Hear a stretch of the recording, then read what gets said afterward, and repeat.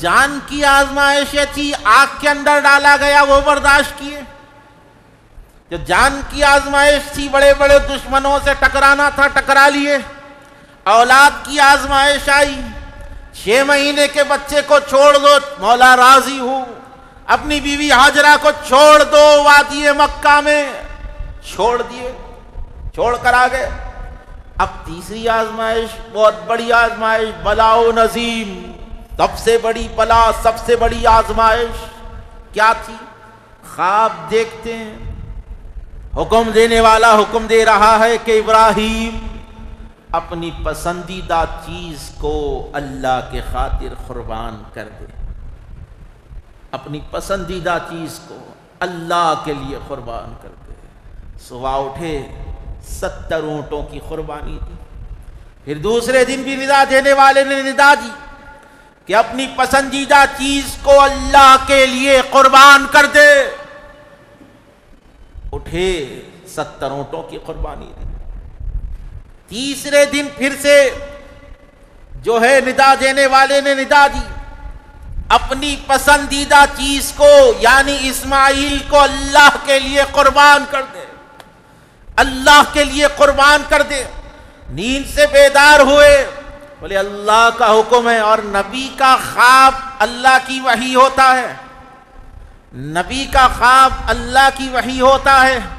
حضرت اسماعیل علیہ السلام کے پاس آئے، 12 سال کی عمر یا 13 سال کی عمر کے حضرت اسماعیل علیہ السلام ہیں۔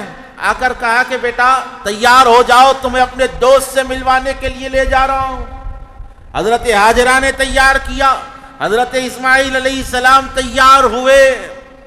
خدا کی عزت کی قسم ہے، یہ میرے اور آپ کے نبی کے دادا ہیں حضرت اسماعیل علیہ السلام۔ حضرت اسماعیل میرے اور آپ کے نبی کے دادا ہیں۔ خوبصورتی تو ان کی بلائیں لے رہی تھی۔ تیار ہوئے، نکلے۔ اب یہاں پر توجہ فرمائیے کہ حضرت ابراہیم کے پاس ابلیس آ کر وسوسہ ڈالنے لگا کہ اے ابراہیم، ایک خواب کی وجہ سے اولاد کو قربان کر رہے ہو؟ ایک خواب ہی تو ہے، اولاد کو کیوں قربان؟ کتنا پیارا بیٹا ہے، اس کو قربان کر رہے ہو؟ 7 کنکریاں ماری۔ اب شیطان جو ہے حضرت اسماعیل کے پاس آیا، آ کر کہنے لگا کہ اسماعیل، کیا تمہیں معلوم ہے تمہارے بابا تمہیں کہاں لے جا رہے ہیں؟ کہا کہ میرے بابا مجھے اپنے دوست سے ملوانے کے لیے جا رہے ہیں۔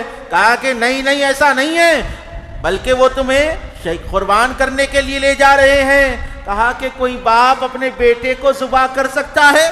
کوئی باپ اپنے بیٹے کو قربان کر سکتا ہے؟ کیا بات کہہ رہا ہے؟ کہا کہ اسماعیل، مسئلہ یہ ہے کہ ابراہیم کے رب نے اسے حکم دیا ہے کہ وہ تمہاری قربانی کرے، ابراہیم کا رب تمہاری قربانی چاہتا ہے۔ تو کہا کہ مردود یہاں سے دفع ہو جا، یہ ایک جان کیا ہے، ایسی ہزاروں جانیں بھی اگر ہو تو اللہ کے لیے سب حاضر ہے، اللہ کے لیے سب حاضر ہے۔ 7 کنکریاں ماری۔ آج بھی حجاج اکرام کنکریاں رمیے جمار کر رہے ہیں۔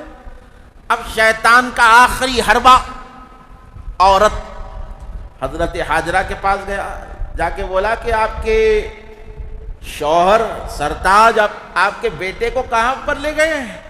کہا کہ دوست سے ملانے کے لیے گئے۔ کہا کہ نہیں، یہ دوست ووست کچھ بھی نہیں ہے، مسئلہ یہ ہے کہ اللہ نے حکم دیا ہے ابراہیم کو کہ اسماعیل کو ذبح کرے، اسماعیل کی قربانی کرے، اس لیے لے گئے ہیں۔ حضرت ہاجرہ نے ارشاد فرمایا کہ مردود یہاں سے نکل جا، اگر اللہ کی مرضی ہے، میرا رب چاہتا ہے کہ اسماعیل کی قربانی ہو، ایک اسماعیل کیا ہے، 70 اسماعیل بھی ہو تو سب کو قربان کر دو، سب کو قربان۔ یہ جذبہ ہے مومنین کا۔